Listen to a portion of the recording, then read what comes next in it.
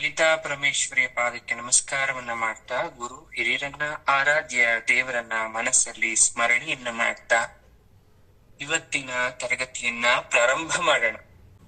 ನೋಡಿ, ಅಮ್ಮನವರ ವರ್ಣನಾ ಭಾಗದಲ್ಲಿ ಅತಿ ಹೆಚ್ಚು ಪ್ರಾಶಸ್ತ್ಯತೆ ಅಥವಾ ಪ್ರಾಮುಖ್ಯತೆಯನ್ನ ಕೊಡ್ತಕ್ಕಂಥದ್ದು ನೇತ್ರ.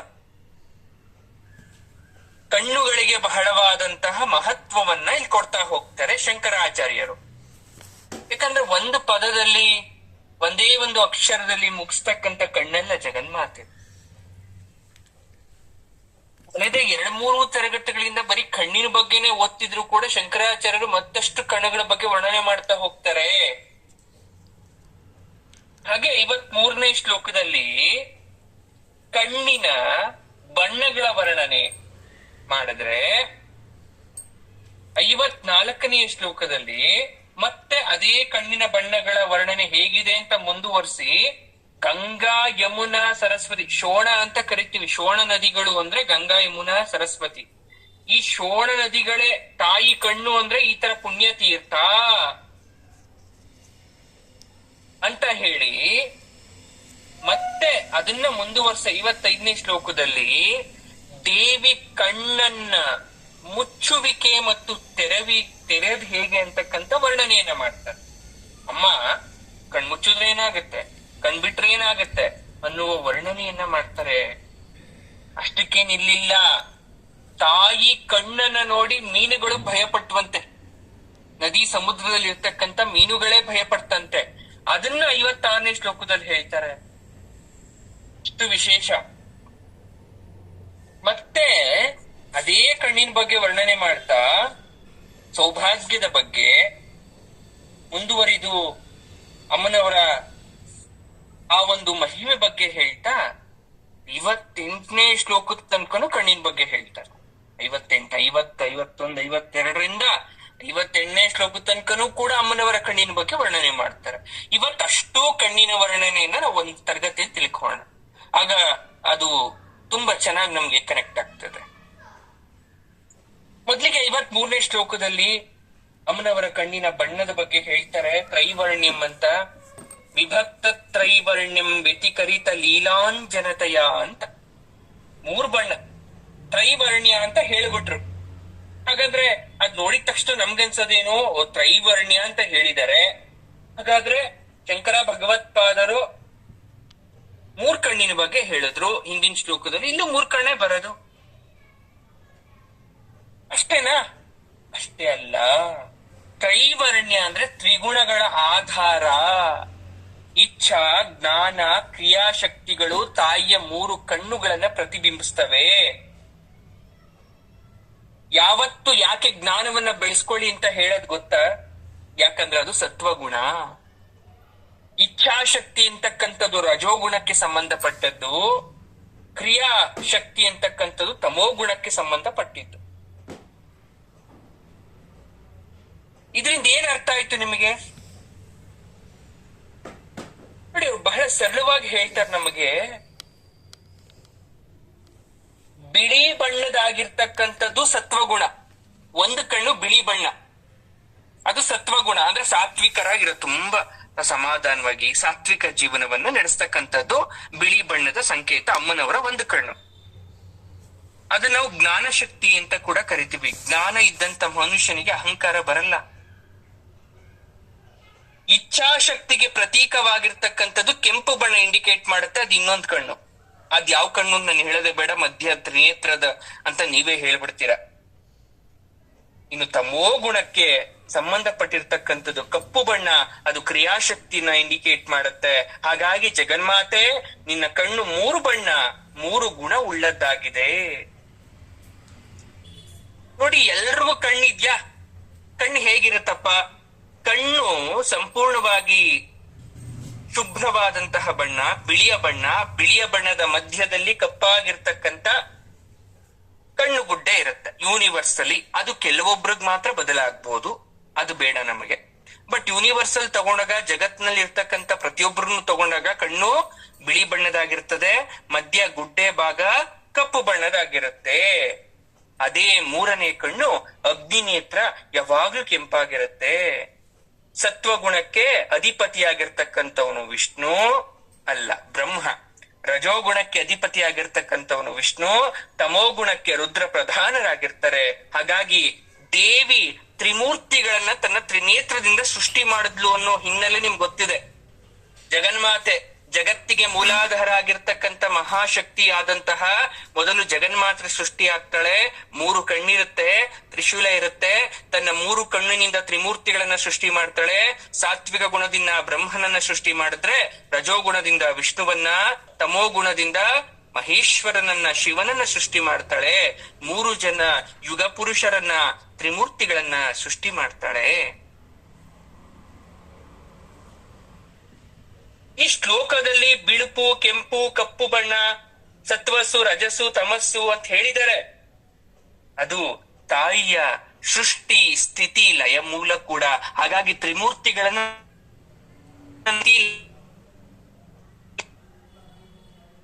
ಎಷ್ಟ್ ಚೆನ್ನಾಗಿದೆ ಅಲ್ವಾ? ತಾಯಿ ಕಣ್ ತೆರೆದ್ರೆ ಅದೇ ಸೃಷ್ಟಿ, ಅಮ್ಮನವರು ಕಣ್ಣು ಮುಚ್ಚಿದ್ರೆ ಅದೇ ಲಯ. ಇಷ್ಟೇ. ಅದನ್ನೇ ಲಲಿತಾ ಸಹಸ್ರನಾಮದಲ್ಲಿ ನಾವು ತುಂಬಾ ಸಿಂಪಲ್ ಆಗಿ ಹೇಳ್ತೀವಿ, ಉನ್ಮೇಷ ನಿಮಿಷೋತ್ಪನ್ನ ವಿಪನ್ನ ಭುವನಾವಲಿಹಿ. ಅಮ್ಮ, ನೀ ಕಣ್ಣು ಮುಚ್ಚಿ ತೆರೆದ್ರು ಒಳಗಡೆ ಜಗತ್ತು ಸೃಷ್ಟಿಸ್ತಕ್ಕಂತ, ನಾಶ ಮಾಡ್ತಕ್ಕಂತ ಶಕ್ತಿ ನಿನ್ನಲ್ಲಿದೆ ಅಂತ ಅರ್ಥ. ಅರ್ಥ ಆಯ್ತಾ ಈಗ ನಿಮ್ಗೆ? ಏನ್ ಹೇಳ್ತಾ ಇದ್ದಾರೆ ಅವರು ಅಂದ್ರೆ, ಮಹಾದೇವನ ಪ್ರೇಯಸಿಯಾದಂತಹ ಜಗನ್ಮಾತೆ, ನೀನು ನಿನ್ನ ಕಣ್ಣುಗಳಿಗೆ ಕಾಡಿಗೆಯನ್ನ ಹಚ್ಕೊಂಡಿದ್ಯಾ? ಆ ಹಚ್ಕೊಂಡ ಕಾಡಿಗೆಯಿಂದ ವಿಶಾಲ ನೇತ್ರಳಾಗಿ ಕಾಣ್ತಾ ಇದೆ. ಹೆಣ್ಣು ಮಕ್ಕಳು ಕಣ್ಣಿಗೆ ಕಾಡಿಗೆಯನ್ನ ಹಚ್ಕೊಂತಾರೆ. ಉದ್ದೇಶ ಏನು? ಕೆಲವೊಬ್ರು ಹೇಳ್ತಾರೆ ದೃಷ್ಟಿ ಆಗ್ಬಾರ್ದು, ಕೆಲವೊಬ್ರು ಹೇಳ್ತಾರೆ ಕಣ್ಣಿನ ಅಂದವನ್ನ ಹೆಚ್ಚಿಸ್ಲಿಕ್ಕೆ, ಕೆಲವೊಬ್ರು ಹೇಳ್ತಾರೆ ಕಣ್ಣನ ರಕ್ಷಣೆಯನ್ನ ಮಾಡುತ್ತೆ, ಯಾವುದೇ ರೀತಿಯಾದಂತಹ ಕೆಟ್ಟ ಅಥವಾ ದುಷ್ಟ ಶಕ್ತಿಗಳಿಂದ ನಮ್ಗೆ ರಕ್ಷಣೆಯನ್ನ ಕೊಡುತ್ತೆ ಅಂತ. ಆದ್ರೆ ವಿಶೇಷತೆ ಏನು ಅಂದ್ರೆ, ದೃಷ್ಟಿ ಆಗುತ್ತೆ ಅನ್ನೋದಕ್ಕಿಂತ ಸೌಂದರ್ಯ ಹೆಚ್ಚುತ್ತೆ ಅಂತ ಹಚ್ಕೊಳೋದೇ ಹೆಚ್ಚು. ನಾವು ಸೂರ್ಯಾತ್ಮಕವಾದಂತಹ ಜಗನ್ಮಾತೆಯ ಬಲಗಣ್ಣು ಕಾಡಿಗೆಯನ್ನ ಹಚ್ಕೊಂಡ್ಬಿಟ್ಟಾಗ ಆ ಕಣ್ಣು ಇನ್ನು ಪಳ ಪಳ ಪಳ ಅಂತ ಹೊಡಿತಾ ಇದೆ. ಚಂದ್ರಾತ್ಮಕಳಾದಂತಹ ನಿನ್ನ ಎಡಕಣ್ಣು ಅಂದ್ರೆ ಬಲಕಣ್ಣು ಸೂರ್ಯ, ಎಡಗಣ್ಣು ಚಂದ್ರ ಅಂತ ನಿಮ್ಗೆ ಗೊತ್ತಿದೆ. ಆ ಎಡಗಣ್ಣಲ್ಲಿ ಇರ್ತಕ್ಕಂಥ ಚಂದ್ರಾತ್ಮಕ ರೇಖೆ ರಜೋಗುಣವನ್ನು ಇಂಡಿಕೇಟ್ ಮಾಡ್ತಾ ಇದೆ. ಇನ್ನು ಅಗ್ನಿ ಸಂಬಂಧವಾದಂತಹ ಪಾಲನೇತ್ರ ಕಾಡ್ಗೆ ಹಚ್ಚಿಬಿಟ್ರೆ ಮತ್ತಷ್ಟು ಕಪ್ಪು ಬಣದಿಂದ ತಮೋ ಗುಣಕ್ಕೆ ಸಂಕೇತ, ಇನ್ನೂ ಉಗ್ರವಾಗಿ ಕಾಣಿಸ್ತಾ ಇದೆ ಆ ಕಣ್ಣು. ಹಾಗಾಗಿ ಈ ಜಗತ್ತು ಪ್ರಳಯ ಆಗ್ಬೇಕಾದ್ರೆ ಸತ್ವ, ರಜ, ತಮೋ ಗುಣಗಳು ನಿನ್ನ ಕಾಡಿಗೆ ಹಚ್ಚಿದ ಕಣ್ಣುಗಳು ಅನ್ನೋ ತರ ಕಾಣಿಸ್ತಾ ಇದೆಯಮ್ಮ ಅಂತ ಯಾರೋ ಶಂಕರಾಚಾರ್ಯರು ಇಲ್ಲಿ ಅಮ್ಮನವರ ಕಣ್ಣನ್ನ ವರ್ಣಿಸ್ತಾ ಇರ್ತಕ್ಕಂಥದ್ದು, ತಾಯಿಯನ್ನ. ನೋಡಿ, ನಮ್ಮಲ್ಲೂ ಸತ್ವ, ರಜಸ್ಸು, ತಮೋ ಗುಣ ಇದೆ. ನಾವು ಕಾಡಿಗೆ ಹಚ್ಕೊಂಡಿದ್ ಮಾತ್ರಕ್ಕೆ ಅದು ಹೋಗಲ್ಲ. ಮನಸ್ಸು ಅಥವಾ ನಮ್ಮ ಕಣ್ಮೇಲೆ ಹಾಕೊಂಡಿರ್ತೀವಲ್ಲ ಪೊರೆ, ಆ ಕಾಡಿಗೆ, ಅದನ್ನ ತೆಗಿಬೇಕು. ಜ್ಞಾನೋದಯ ಅಂತಕ್ಕಂತ ವಸ್ತು ಹೊರಗಡೆ ಬರಬೇಕು, ಬೆಳಕು ಹೊರಗಡೆ ಬರಬೇಕು. ಆಗ ನಿಜವಾಗ್ಲೂ ನಾವು ಕಣ್ಣು ತೆರೆದಾಗೆ ದೀಪ ಪ್ರಜ್ವಲಿಸ್ಬೇಕು. ಅದಕ್ಕೆ ಈ ಶ್ಲೋಕದ ಮಹಿಮೆ ಕೂಡ ಹಾಗೆ ಇದೆ. ಭವಿಷ್ಯ, ಜ್ಞಾನ ಸಿದ್ಧಿ, ಕಾರ್ಯಸಿದ್ಧಿ ಆಗುತ್ತೆ ಈ ಶ್ಲೋಕವನ್ನ ಜಪ ಮಾಡಿದ್ದೆ ಆದ್ರೆ. 45 ದಿನಗಳ ಕಾಲ 3000 ಸಲ ಜಪ ಮಾಡಿದ್ರೆ ಕಾರ್ಯಸಿದ್ಧಿ, ಭವಿಷ್ಯ, ಜ್ಞಾನ ಸಿದ್ಧಿ ಆಗ್ತದೆ. ಇದನ್ನಾಯ್ತು. ಈಗ ಕಣ್ಣಲ್ಲಿ 3 ಕಣ್ಣು, 3 ಬಣ್ಣ, 3 ತತ್ವಗಳು, ತ್ರಿಮೂರ್ತಿಗಳು ಆಗೋಯ್ತು. ಈ ಶ್ಲೋಕದಲ್ಲಿ ಅರ್ಥ ಆಯ್ತು. ಮುಂದಿನ ಶ್ಲೋಕದಲ್ಲಿ ಮತ್ತೆ ಅವ್ರು ಕಂಟಿನ್ಯೂ ಮಾಡ್ತಾ ಹೇಳ್ತಾರೆ, ಗಂಗಾ, ಯಮುನಾ, ಸರಸ್ವತಿ ನದಿಗಳೇ ನಿನ್ ಕಣ್ಣಮ್ಮ, ಪುಣ್ಯ ತೀರ್ಥ ನದಿಗಳು ನಿನ್ ಕಣ್ಣು ಅಂದ್ರೆ ಸುಮ್ನೆನಾ? ಹೇಗೆ? ಪವಿತ್ರೀಕರ್ತುಮ್ನ ಪಶುಪತಿ ಪರಾಧೀನ ಹೃದಯ ಅಂತ ಶುರು ಮಾಡಿದ್ರು. ನೋಡಿ, ತಪನ ಅಂದ್ರೆ ಸೂರ್ಯ, ತನಯ ಅಂದ್ರೆ ಕುಮಾರ್ತಿ ಅಥವಾ ಯಮುನಾ ನದಿ ಅಂತ. ಶೋಣಾ ನದಿಗಳ ಪ್ರವಾಹದಲ್ಲಿ ದರ್ಶನ ಮಾಡಿದ್ರಂತೆ ಶಂಕರಾಚಾರ್ಯರು ಅಮ್ಮನವ್ರನ್ನ. ಇದನ್ ಬರೆಯಕ್ಕೆ ಒಂದ್ ಕಾರಣ ಇತ್ತು, ಈ ತರ ಎಕ್ಸ್ಪ್ಲನೇಷನ್ ಮಾಡಕ್ಕೆ. ಶಂಕರಾಚಾರ್ಯರಿಗೆ ಆ ಗಂಗಾ ಯಮುನಾ ನದಿಗಳ ಪ್ರವಾಹದಲ್ಲಿ ಅಮ್ಮನವರ ದರ್ಶನ ಆಯ್ತು. ಇದು ಅಮ್ಮನವರ ದರ್ಶನ ಆಯ್ತಲ್ಲ ಅಂದಮೇಲೆ ತಾಯಿ ಕಣ್ಣಿನ ಆ ಧಾರೆ ಅಲ್ವಾ ಇದು? ನೋಡಿದ್ರು ಮತ್ತಷ್ಟು ನೋಡ್ಬೇಕು ಅಂತ ಆಸೆ ಆಗ್ತಾ ಇದೆಯಲ್ಲ. ಜಗನ್ಮಾತೆಯ ನೇತ್ರ ಸೌಂದರ್ಯವನ್ನ ಹೃದಯದಲ್ಲಿ ಸಾಕ್ಷಾತ್ಕರಿಸ್ಕೊಳ್ತಾರೆ. ಹಾಗೆ ನಾವು ಕೂಡ ಸಾಕ್ಷಾತ್ಕರಿಸ್ಕೊಂಡ್ರೆ ನಾವು ಧನ್ಯರಲ್ವಾ? ನಿಜವಾಗೂ ನಾವು ಭಾಗ್ಯವಂತರಲ್ವಾ? ಸರಿ, ಒಂದು ರೀಸನ್ ಬೇಕಲ್ಲ. ಅದನ್ನ ಗಂಗಾ ಯಮುನಾ ಸರಿ ಮನಸ್ಸಲ್ಲಿ ಇಮ್ಯಾಜಿನೇಷನ್ ಮಾಡ್ಕೊಂಡಿದ ತಕ್ಷಣ ಅನ್ಕೊಳಕ್ ಆಗಲ್ವಲ್ಲ. ನೋಡಿ, ಬಿಳುಪು, ಕಪ್ಪು, ಕೆಂಪು ಬಣ್ಣ ಅಂತ ಹೇಳಿದ್ರಲ್ಲ, ಈ ಮೂರು ರೇಖೆಗಳನ್ನ ಅಥವಾ ಮೂರು ಕಣ್ಣುಗಳನ್ನ ಗಂಗಾ, ಯಮುನಾ, ಶೋಣಾ ನದಿಗಳ ಸಂಗಮ ಅಂತ ಕರಿತೀವಿ. ಇದನ್ನೇ ನಾವು ತ್ರಿವೇಣಿ ಸಂಗಮ ಅಂತ ಕರೆಯೋದು. ಪ್ರಯಾಗ್ರಾಜ್ ಅಂತ ತಪ್ಪು ಕಲ್ಪಿಸ್ಕೊಳ್ಬೇಡಿ, ಪ್ರಯಾಗನ ಗುರುಗಳೇ ಅಲ್ಲ. ಪ್ರಯಾಗ ಬೇರೆ, ತ್ರಿವೇಣಿ ಸಂಗಮ ಅಂದ್ರೆ ತಾಯಿಯ ಗಂಗಾ, ಯಮುನಾ, ಶೋಣಾ ನದಿಗಳ ಸಂಗಮ. ಪ್ರಯಾಗದಲ್ಲಿ ಗಂಗಾ ನದಿ ಯಮುನಾ ನದಿಗಳ ಜೊತೆ ಸೇರುತ್ತೆ. ಅಲ್ಲಿ ಸರಸ್ವತಿ ನದಿ ಗುಪ್ತಗಾಮಿನಿಯಾಗಿ ಸೇರ್ತಾಳೆ. ಅದೇ ಗಂಗಾ ನದಿಯನ್ನ ನೀವು ದಾಟ್ಬಿಟ್ಟು ಕಾಶಿಯನ್ನ ದಾಟಿ ಬಿಹಾರಕ್ಕೆ ಹೋದ್ರೆ ಅಲ್ಲಿ ಶೋಣ, ಭದ್ರಾ ನದಿ ಗಂಗೆ ಜೊತೆಗೆ ಸೇರ್ಕೊಂತಾಳೆ. ಇದನ್ನ ನಾವು ಸಂಗಮ ಅಂತ ಕರಿತೀವಿ. ಇದನ್ನು ಸಂಗಮ ಅಂತ ಕರಿತೀವಿ. ಕೆಲವೊಬ್ರು ಹೋಗಿ ನೋಡ್ಕೊಂಡ್ ಬಂದಿರ್ಬೋದು ನೀವು. ಗುರುಗಳೇ, ನಾವು ಚಾರ್ಧಾಮ್ಗೆ ಹೋಗಿದ್ವಿ, ತ್ರಿವೇಣಿ ಸಂಗಮಕ್ಕೆ ಹೋಗಿದ್ವಿ, ಬಹಳ ಸಂತೋಷ.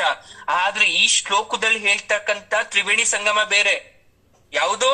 ಬಿಹಾರ ದಾಟಿ ಭದ್ರಾ ನದಿ ಜೊತೆ ಗಂಗೆ ಜೊತೆ ಶೋಣಾ ನದಿ ಸೇರುತ್ತೆ. ಅದನ್ನ ಶಂಕರಾಚಾರ್ಯರು ಇಮ್ಯಾಜಿನ್ ಮಾಡ್ಕೊಂತಾರೆ ಇಲ್ಲಿ. ದೇವಿ ನೇತ್ರಗಳು ಕರುಣಾ ದೃಷ್ಟಿ ಬೀಳ್ತಕ್ಕಂಥದ್ದು, ಮೂರು ಬಣ್ಣಗಳಿಂದ ಕೂಡಿದೆ.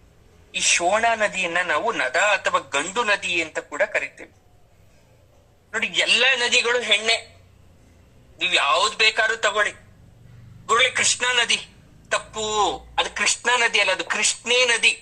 ನಾವು ಹೇಳಿ ಹೇಳಿ ಹೇಳಿ ಎಲ್ಲ ತಪ್ಪಾಗಿ ಕೃಷ್ಣ ಮಾಡಿ. ಕೃಷ್ಣೆ ಅಂದ್ರೆ ಯಾರು? ಹೆಣ್ಣು. ಒಳ್ಳೆ ಬ್ರಹ್ಮಪುತ್ರ, ಅದ್ರ ಹಿನ್ನೆಲೆ ತೆಗೆದು ನೋಡಿ, ಗೊತ್ತಾಗತ್ತೆ ನಿಮ್ಗೆ. ಯಾವುದೇ ನದಿ ಹೆಣ್ಣು, ಆದ್ರೆ ಇದನ್ನ ನಾವು ಗಂಡು ನದಿ ಅಂತ ಕರಿತೀವಿ. ಶೋಣಾ ನದಿಯನ್ನ ಅಥವಾ ನದ ಅಂತ ಕರಿತೀವಿ. ಯಾಕೆ ಅಂದ್ರೆ ಇದು ಪೂರ್ವದಿಂದ ಪಶ್ಚಿಮಕ್ಕೆ ಹರಿಯುತ್ತೆ. ಎಲ್ಲಾ ನದಿ ಪಶ್ಚಿಮದಿಂದ ಪೂರ್ವಕ್ಕೆ ಹರಿಯುತ್ತೆ. ಆದ್ರೆ ಎಲ್ಲೋ ಕೆಲವೊಂದು ನದಿಗಳು ಮಾತ್ರ ರಿವರ್ಸ್ ಆರ್ಡರ್ ಹೋಗುತ್ತೆ. ಹೇಗೆ? ಪೂರ್ವದಿಂದ ಪಶ್ಚಿಮಕ್ಕೆ ಹರಿದು ಸಮುದ್ರವನ್ನ ಸೇರುತ್ತೆ. ಹಾಗಾಗಿ ನೋಡಿ, ನಿಮ್ಗೊಂದು ಟ್ರಿಕ್ ಹೇಳ್ಕೊಡ್ತೀನಿ. ಹೆಸರಿಂದ ಗಂಡು ನದಿ ಹೆಣ್ಣು ನದಿ ಅಂತ ಕಂಡಿಡಿಯಲ್ಲ ನಾವು. ನೀವ್ ಇದನ್ನೆಲ್ಲ ತಿಳ್ಕೊಳ್ಳಿ, basic.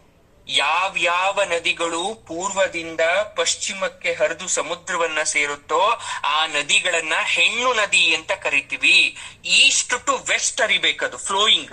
The water flowing should be east to west, then ಅದು ಹೆಣ್ಣು ನದಿ. ನೀರಿನ ಅರಿವು ಏನಾದರೂ ಪಶ್ಚಿಮದಿಂದ ಪೂರ್ವಕ್ಕಿದ್ರೆ, ವೆಸ್ಟ್ ಟು ಈಸ್ಟ್ ಫ್ಲೋಯಿಂಗ್ ಏನಾದ್ರೂ ಇದ್ರೆ ಅದು ನಾವು ಗಂಡು ನದಿ ಅಂತ ಡಿಸೈಡ್ ಮಾಡ್ತೀವಿ ಶಾಸ್ತ್ರದಲ್ಲಿ. ಅರ್ಥ ಆಯ್ತಾ ಎಲ್ರಿಗೂ? ಯಾವ ತರ ಗಂಡು ನದಿ ಹೆಣ್ಣು ನದಿ ಅಂತ ನಾವು ಕನ್ಸಿಡರ್ ಮಾಡೋದು ಅಂತ. ಇದು ಸಂಸ್ಕೃತ ಭಾಷೆಯಲ್ಲಿ ನಾವು ಅದ್ ಬರುತ್ತೆ ವಿಚಾರಗಳು. ಹಾಗಾಗಿ ನಿಮಗೂ ಗೊತ್ತಿರ್ಲಿ ಅಂತ ಹೇಳ್ತಾ ಇದ್ದೇವೆ. ವಿಶೇಷವಾಗಿ ನಾನು ಇಲ್ಲಿ ಹೇಳಕ್ ಹೊರಟಿರೋದು ನಿಮಗೆ, ಅಮ್ಮನವರ ಕಣ್ಣು ಗಂಗಾ, ಯಮುನಾ, ಸರಸ್ವತಿ, ಶೋಣ ನದಿ ಅಂತ ನಾನು ಏನ್ ಕರೀತಾ ಇದ್ದೀನಿ, ಅದರ ಹಿನ್ನೆಲೆ ಪಶುಪತಿ ಪರಾಧೀನಳಾಗಿರ್ತಕ್ಕಂಥ ಜಗನ್ಮಾತೆ ಅಮ್ಮ, ಪರಮೇಶ್ವರನಿಗೆ ಅಧೀನವಾದ ಮನಸ್ಸುಳ್ಳವಳೆ. ನಿನಗೆ ಭಕ್ತರಲ್ಲಿರುವ ದಯೆ ಎಂತದ್ದು ಅಂದ್ರೆ, ಅವ್ರು ಏನಾದ್ರೂ ಬಂದು ನಿನ್ನ ಹತ್ರ ಶರಣು ಅಂತ ಹೋಗ್ಬಿಟ್ರೆ, ನಿನ್ನ ಪಾದಕ್ಕೆ ಬಿದ್ದು ನನ್ಗೆ ಆಗ್ತಾ ಇಲ್ಲ ಅಂತ ಬೇಡ್ಕೊಂಡ್ರೆ, ಯಾವ್ದಾದ್ರೂ ಸಮಸ್ಯೆಯಿಂದ ನಿನ್ನ ಹತ್ರಕ್ ಬಂದ್ರೆ, ನಿನ್ನ ಬಳಿ ಬಂದ್ರೆ, ಅವ್ರ ಮೇಲೆ ಎಂತ ದಯಾಭಾವನೆ ತೋರಿಸ್ತೆ ಗೊತ್ತಾ? ನಿನ್ನ ಕಣ್ಣು ಕರಗಿ ಕೆಂಪು, ಬಿಳುಪು, ಕಪ್ಪು ಬಣ್ಣದಿಂದ ಕೂಡಿ ಮೂರು ಕಣ್ಣುಗಳಿಂದ ಕ್ರಮವಾಗಿ ಕೆಂಪಾದ ಶೋಣಾ ನದಿ, ಬಿಳುಪಾದ ಗಂಗಾ ನದಿ, ಕಪ್ಪಾದ ಕಾಳಿಂದಿ ನದಿ ಹರಿದು ಬರುತ್ತೆ. ಸುಮ್ನೆ ಕರ್ದಿಲ್ಲ, ಭಕ್ತರಿಗೆ ಸೋತು ಅಮ್ಮ ಆ ಕಣ್ಣಿನಿಂದ ಮೂರು ನದಿಗಳನ್ನ ಹರಿಸೋದು. ಒಂದಕ್ಕೊಂದು ಲಿಂಕ್ ಕನೆಕ್ಟ್ ಮಾಡ್ಕೊಳ್ಳಿ. ಯಾಕೆ ಹಿಂದಿನ ಶ್ಲೋಕದಲ್ಲಿ ಬಣ್ಣ ಹೇಳಿದ್ದು ಅಂದ್ರೆ, ಕೆಂಪು ಕಲ್ಲರಾಗಿ ಹರಿಯತಕ್ಕಂಥದ್ದು ಶೋಣಾ ನದಿ. ಅದಕ್ಕೆ ಅಮ್ಮನವ್ರಿಗೆ ಒಂದು ಕಣ್ ಕೆಂಪು, ಅದು ಮಧ್ಯ ಭಾಗದಲ್ಲಿ ಇರ್ತಕ್ಕಂಥದ್ದು. ಬಿಳುಪಾದ ನದಿ ಗಂಗಾ ನದಿ, ಕಪ್ಪಾದ ನದಿ ಕಾಳಿಂದಿ. ಸರ್, ಕಾಳಿಂದಿ ಅಂದ್ರೆ ಯಮುನಾ ನದಿಯ ಇನ್ನೊಂದು ಹೆಸರೇ ಕಾಳಿಂದಿ. ಹರಿದು ಬರುತ್ತಮ್ಮ. ಯಾಕೆ ಗೊತ್ತಾ? ನೀನು ಭಕ್ತ ವತ್ಸಲೆ, ನೀನು ನಮ್ಮನ್ನ ಪವಿತ್ರ ಮಾಡ್ಬೇಕು ಅಂತ, ಜನರನ್ನೆಲ್ಲ ಪಾಪಗಳನ್ನ ನಾಶ ಮಾಡ್ಬೇಕು ಅಂತ ಈ 3 ನದಿಗಳ ಸಂಗಮ ಸ್ಥಾನವಾಗಿದ್ಯಾ. ಅಂದ್ಮೇಲೆ ನಿನ್ನ 3 ಕಣ್ಣುಗಳು 3 ನದಿಗಳಿಗೆ ಸಮ ಅಲ್ವಾ? ಚೆನ್ನಾಗಿ ಹೇಳಿದ್ರು. 3 ನದಿಗಳಿಗೆ ಸಮ. ಇಂತಹ ವಿಶೇಷವಾದ ಶ್ಲೋಕವನ್ನ ಪಾರಾಯಣ ಮಾಡಿದ್ರೆ 45 ದಿವಸಗಳ ಕಾಲ 1000 ಬಾರಿ ಗುಹ್ಯ ರೋಗ ನಿವಾರಣೆ. ಅಂದ್ರೆ ಅದ್ ರೋಗನೇ ಗೊತ್ತಿಲ್ಲ, ಡಾಕ್ಟರ್ ತೋರ್ಸಿದ್ವಿ, ಸ್ಕ್ಯಾನಿಂಗ್ ಮಾಡಿಸಿದ್ವಿ, ಏನೇನೇನೇನೋ ಮಾಡಿದ್ವಿ, ಆದ್ರೆ ರೋಗವನ್ನ ಮಾತ್ರ, ಡಿಸೀಸ್ ನ ಯಾರು ಡಯಾಗ್ನೋಸ್ಟಿಕ್ ಮಾಡ್ಲಿಲ್ಲ. ಅಂತಹ ಯಾವುದೇ ಇದ್ರೂ ಕೂಡ ಅದನ್ನ ತಾಯಿ ಉಪಾಸನೆ ಮಾಡೋದ್ರಿಂದ, ಧ್ಯಾನ ಮಾಡೋದ್ರಿಂದ ನಮಗೆ ಉಪಶಮನವನ್ನ ಮಾಡ್ತಾಳೆ ಅನ್ನೋ ವಿಚಾರವನ್ನ ಹೇಳ್ತಾ ಇದ್ದಾರೆ. ಹಾಗೆ ಇದು ಹೇಳ್ಬಿಟ್ಟು ಮತ್ತು ಹೇಳ್ತಾರೆ, ಅಮ್ಮ ನೀನ್ ಕಣ್ಮುಚ್ಚಿದ್ರೆ ಏನಾಗುತ್ತೆ, ಕಣ್ಬಿಟ್ರೆ ಏನಾಗತ್ತೆ? ಉನ್ಮೇಷ ನಿಮಿಷೋತ್ಪನ್ನ ವಿಪನ್ನ ಭುವನ ಅವಲಿಹಿ. ಏನು ಹಂಗಂದ್ರೆ ಏನಾಗತ್ತೆ? ಲಲಿತಾ ಸಹಸ್ರನಾಮದಲ್ಲಿ ವಶಿನ್ಯಾದಿ ವಾಗ್ದೇವತೆಗಳು ಹೇಳಿದ್ರು.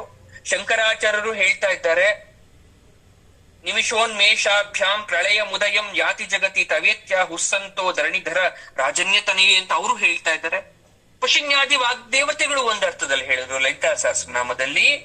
ಶಂಕರಾಚಾರ್ಯರು ಸಮುದ್ರ ಲಹರಿಲಿ ಒಂಥರ ಹೇಳ್ತಾ ಇದ್ದಾರೆ. ಹಾಗಾದ್ರೆ ಅವರ ಮಾತಿನ ಮೂಲ ಏನು?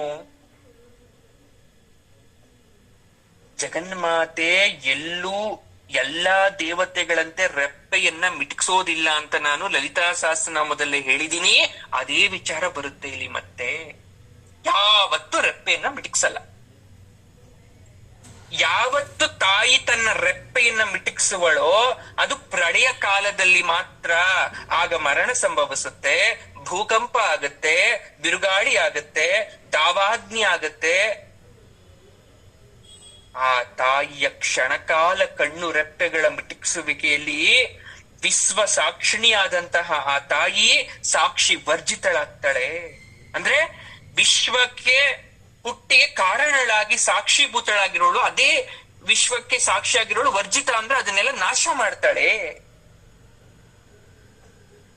ರೆಪ್ಪೆ ಮಿಟ್ಕ್ಸೋದಕ್ಕೆ ನಿಮೇಷ, ಉಚ್ಚಕ್ಕೆ ಉನ್ಮೇಷ ಅಂತ ಹೇಳ್ತಾರೆ.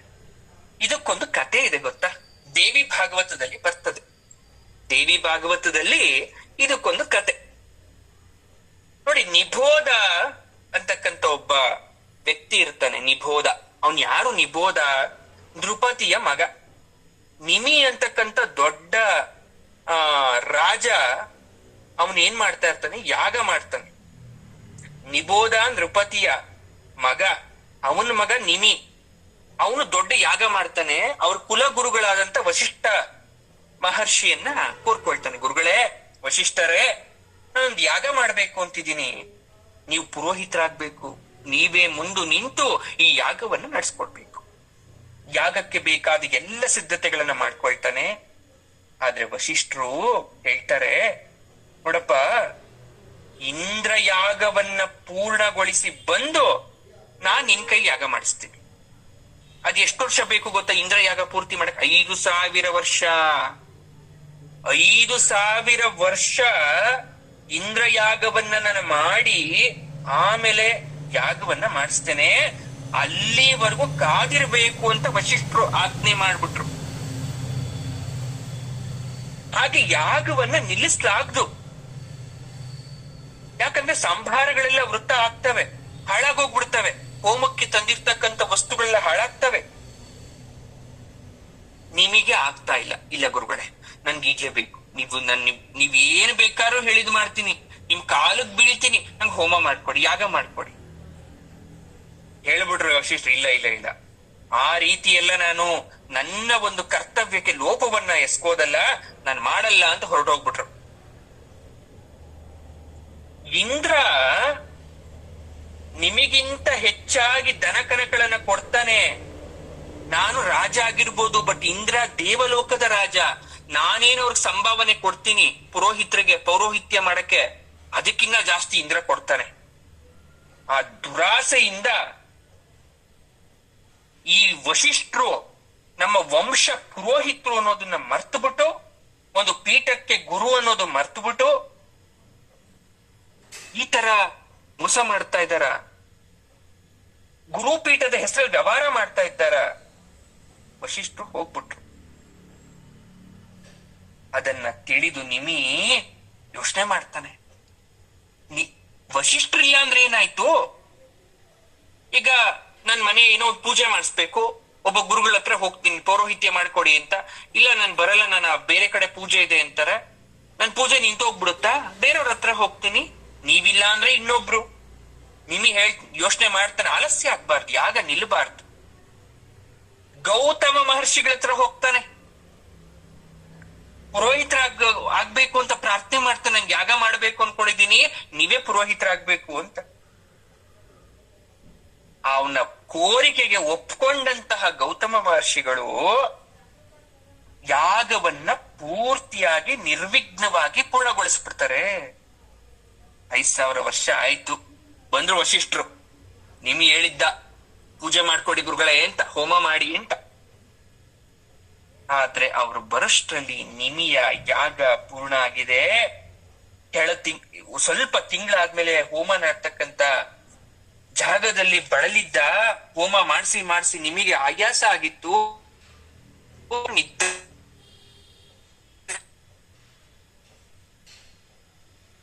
ವಶಿಷ್ಠರಿಗೆಲ್ಲ ಗೊತ್ತಾಗೋಯ್ತು. ನಿಮಿ ಗೌತಮ ಮಹರ್ಷಿಗಳನ್ನ ಕರ್ಸಿ ಯಾಗ ಪೂರ್ಣಗೊಳಿಸಿದ್ದಾನ.